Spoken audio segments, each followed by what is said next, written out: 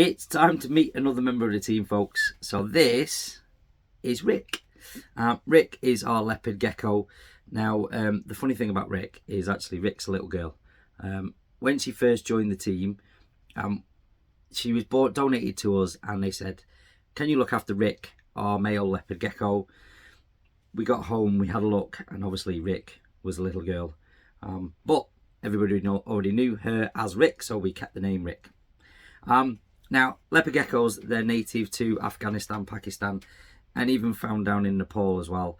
Now, the population in Nepal is a relatively new discovery, because up until 2016, they didn't even realise they were there.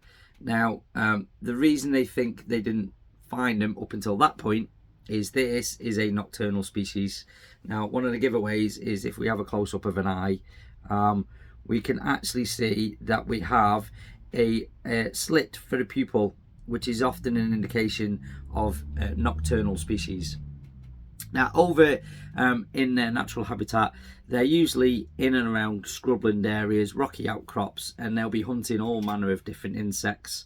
For us, we're feeding all sorts of things from crickets, mealworms, waxworms, and the odd locust for her now and again. Now, the most interesting thing about geckos in general is quite a lot of them have a bit of a strange defense mechanism, because what they can do, if they feel threatened, they can actually drop their tails off.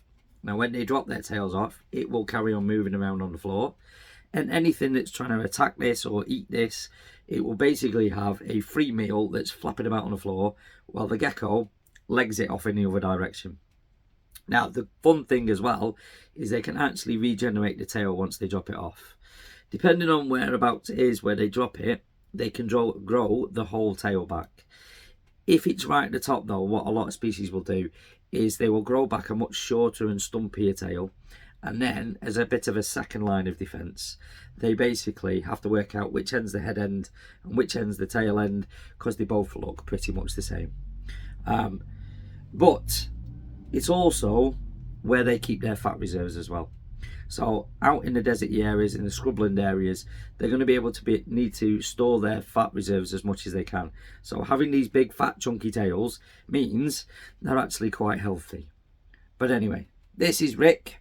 She's our leopard gecko, and she's a bit of a firm favourite, especially amongst the kids, as she likes to wander around on people. And quite often, if you ever see us out on display, you'll find Rick sitting on somebody's shoulder like this. Anyway, folks, that's Rick. Stay tuned for another member of the team. See you soon.